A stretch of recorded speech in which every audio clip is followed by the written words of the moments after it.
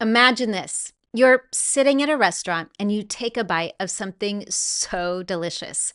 It's the kind of meal that makes you want to pause for a second and just enjoy the flavor because it's that good. And then someone asks you, "How is it?" And you want to describe it. You want to capture how amazing it tastes. But instead, you say, "It's good." You know that there's a better way to describe what you're tasting in English, but you just don't have the words.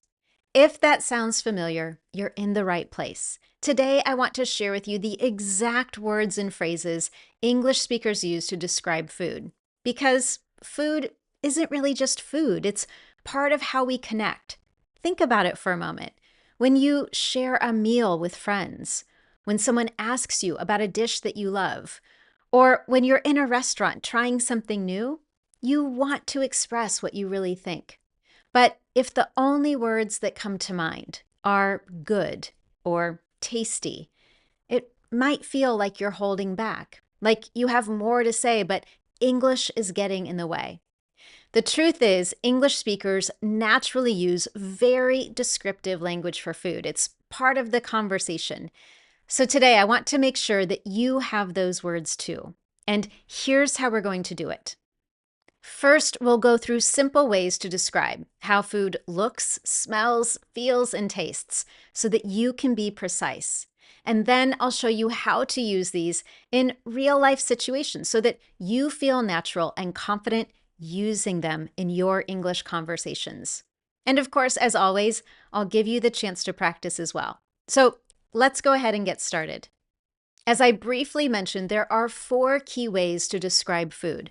We talk about how it looks, how it smells, how it feels, or the texture, and how it tastes. Each of these helps you express your thoughts more clearly, whether you're ordering food, sharing a meal, or talking about your favorite dishes.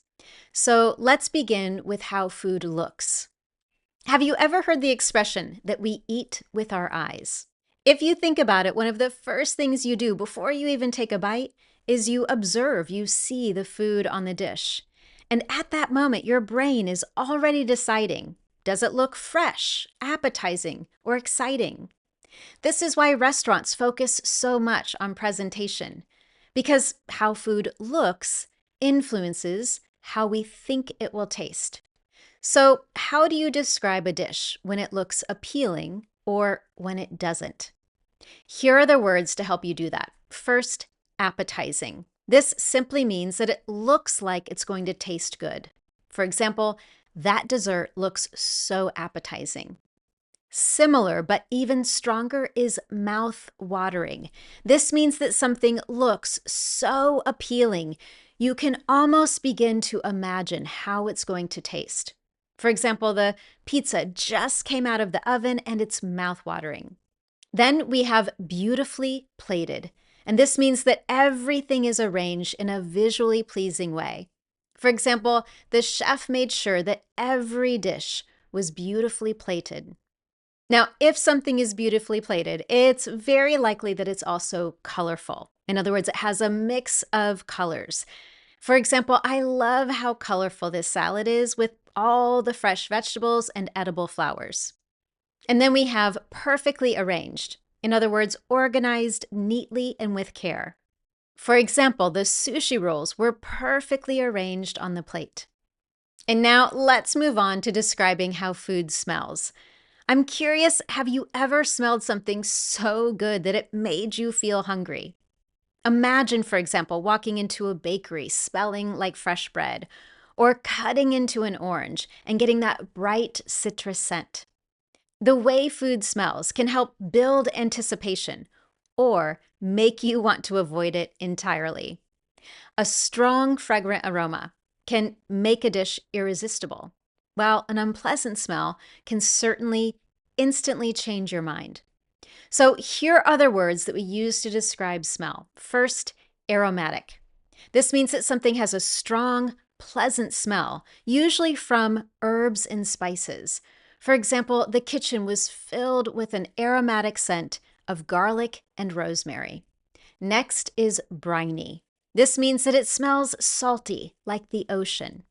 For example, the fresh oysters had a distinct briny aroma. Then we have citrusy. This means that it smells fresh and tangy, like lemons or oranges. For example, the citrusy scent of the lemon tart made my mouth water. Next is comforting. This is something that smells really familiar and warm. It's like a home-cooked meal. Think about your favorite dish from childhood. Maybe it was something your grandmother or your mother made. You might say, for example, the comforting smell of fresh bread filled the house. Up next is earthy. This means that something smells natural, deep, and slightly rich, like mushrooms or root vegetables. For example, the earthy aroma of truffle oil added richness to the dish. And then fresh. This means it smells clean and natural, like herbs or fruit. For example, I love the smell of fresh basil in a pasta dish. And now let's move on to some slightly less pleasant smells, like something that is pungent, which means it has a strong smell that is very intense and sharp, like blue cheese or garlic. Some people love it, some people hate it. For example, the pungent smell of kimchi is bold but delicious. Then we have rich. This is a deep, full smell, often associated with chocolate or coffee. For example, the rich aroma of freshly brewed coffee filled the cafe. Next, we have spicy. This is, of course, a taste, but it's also a smell that seems hot or peppery, like chili. For example, the spicy aroma of the curry made my nose tingle. And then, smoky. Smoky, of course, smells like it's been cooked over a fire or wood. For example, the smoky scent of grilled meat was irresistible. Now it's time to move on to texture, or how food feels in our mouth. Some foods, for example, make a satisfying crunch when you bite into them, and others are so soft they almost melt in your mouth. Think about biting into a potato chip, that crisp, crunchy sound, and then compare that to mashed potatoes, which are smooth and soft. Food texture is an important part of describing how something feels when you eat it. So here are words that you can use to describe that. First, melt in your mouth. This is something that is so soft, it's like it dissolves when you eat it. For example, the chocolate truffle was melt in your mouth smooth. Then we have falls off the bone, meat that is extremely tender. The slow-cooked ribs were so tender, they fell off the bone. Next up is cuts like butter. This means that something is very soft and easy to slice. For example, the steak is so tender, it cuts like butter. And then we have airy. This means that something is very light and fluffy. For example, the souffle was airy and delicate. And then chewy. This means that food requires some effort to chew, like fresh bread or caramel. For example, the bagel was perfectly chewy. Next is crumbly. This means that once you eat something, it breaks into small pieces very easily, like some cookies. For example, the shortbread was rich and crumbly. Now, if something is crumbly, it's also delicate, which means it's very soft or fragile. For example, the pastry had a delicate, flaky crust. And that brings me right into our next word, flaky, which is something that breaks into thin layers like a croissant. For example, the crust of the pie was golden and flaky. Next up is gooey. This means that something is soft and sticky like melted cheese or melted chocolate. For example, the brownies were warm and gooey in the center.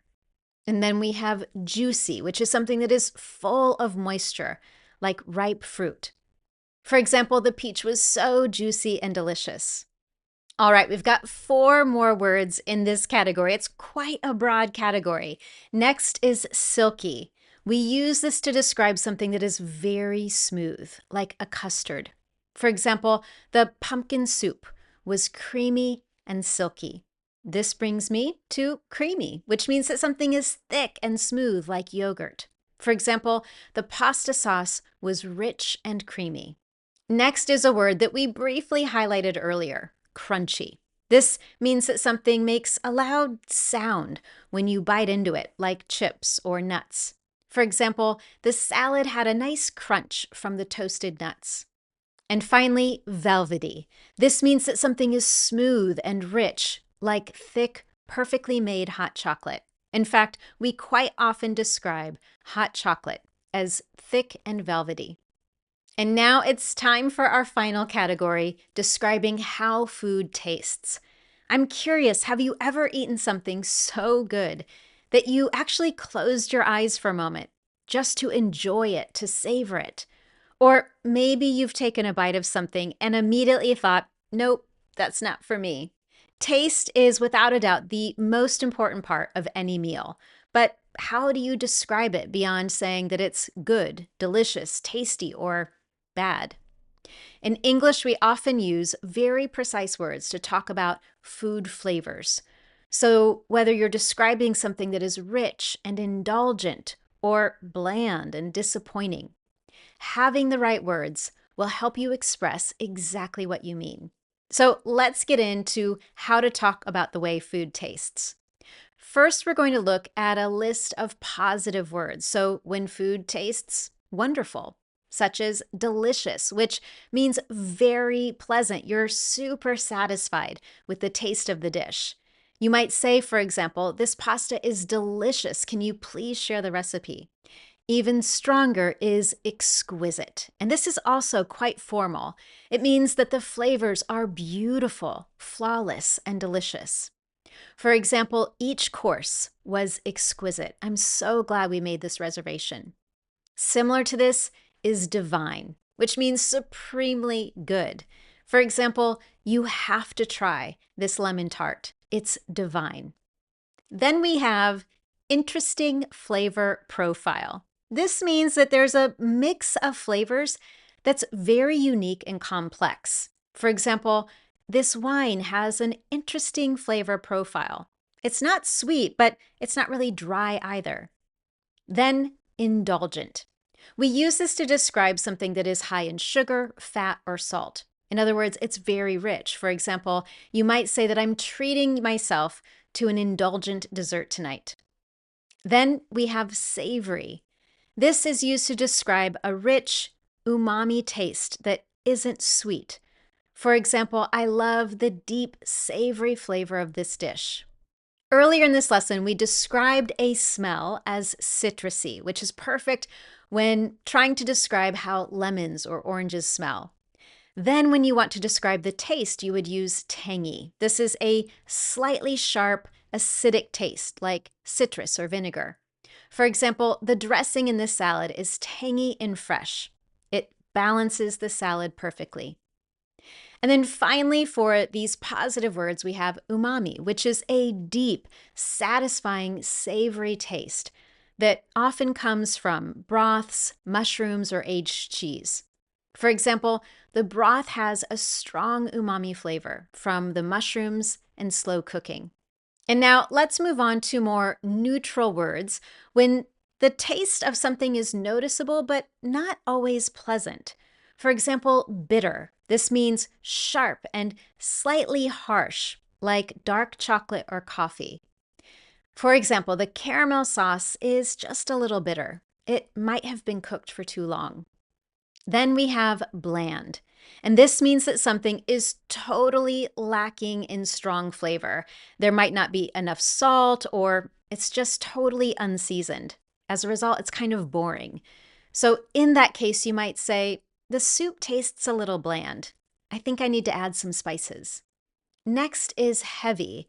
This is something that is thick, rich, or very filling, but not necessarily in the most positive way. You might feel very heavy while you're eating it, in fact.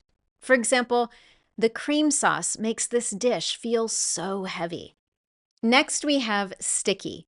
Now, before we talk about it, I want to go back to a word we discussed earlier, gooey. We use this when describing texture, something that is beautifully melted and rich like melted chocolate or cheese. Sticky is a bit more neutral or negative. It's something that clings or sticks to your mouth, like caramel or honey. For example, the toffee was sticky and chewy. It took forever to eat. And finally, we have our negative words when taste is particularly unpleasant or overwhelming, it's too much. For example, burnt, simply overcooked with a scorched taste.